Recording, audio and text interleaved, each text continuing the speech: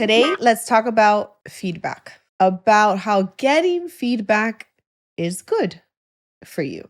I don't know if you've ever taken the time to ask a friend or your parents or your loved one, what's your feedback on me? Are there things you think I can improve on? And what are they?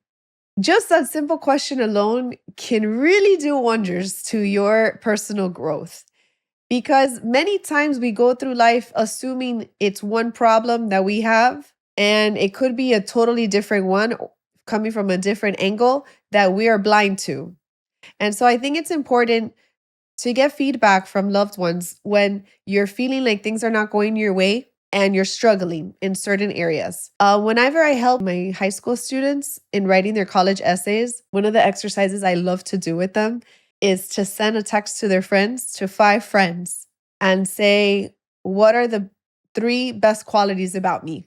And what they get back is usually something that they didn't expect because they had this idea of who they think they are. And then they get back another idea from their friends and they're like, oh, wow, I didn't know they saw me like this. And I think that it's, I don't know, I kind of always stay shocked how most of the time you hear the prettiest things in people's obituaries or at funeral homes after they've passed away. You hear of all the beautiful things that you want to share about the person and talk about the person's life and how this and how you wish you had a chance to tell them this or tell them that. And most of the time, people don't want to share feedback to you because they think you don't want to hear it because you didn't ask them and it's none of their business. But what if you made it their business? What if you one day took the time to not only say, hey, friend, I'm doing a self-reflection project or I'm working on self-reflection and I'd like to know what are 3 qualities you admire in me and what are 3 things you'd like to see me work on or you could see that I could improve on.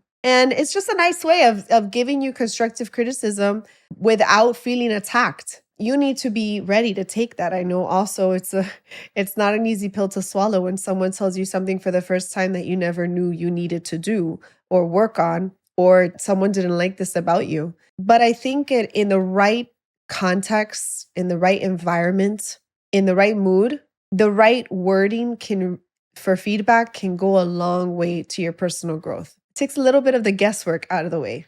I like to rely a lot on personality assessments, like and we focus on strengths and weaknesses. And that is also a big eye opener. And I think the reason why that is such a big deal for so many of my clients is because it shows someone for the first time without them judging themselves how they are through another place.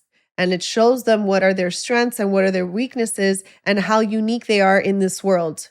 So let's take personality aside from that. Like I've said in other videos, we are multifaceted. We're not just a personality.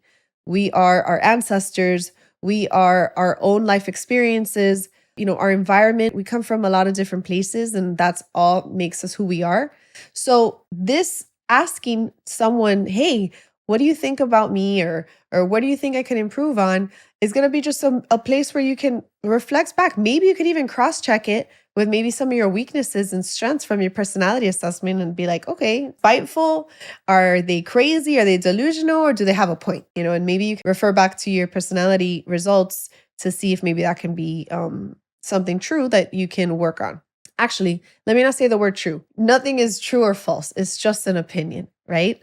So that is a person's opinion. It doesn't mean you have to take it. But if you're willing to be vulnerable and have a little bit of humility, it could potentially help you focus on an area that can catapult you to achieving the results that you wanted. And I think that's important. So what else about getting feedback is important? I think many times we have what's called blind spots.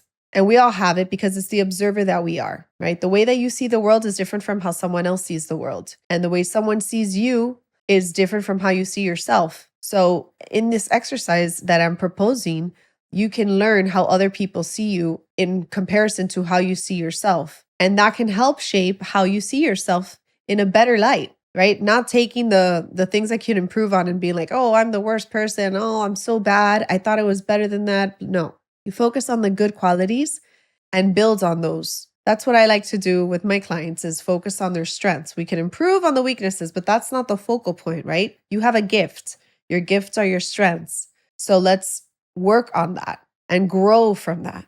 And so changing your lens of how you see things is at the core of how to get the results that you want. So if things are not going your way and you do this exercise and you shift your focus towards feeling better about yourself, towards working on maybe overcoming some limited beliefs, maybe overcoming some stories that happened in your past or that you've created in your mind to be true, that can set you free. So I'll leave it at that. Feedback is good if you know how to ask. And if, of course, if the person can deliver it with love and compassion, that would be really nice. And try it. Let me know how it goes.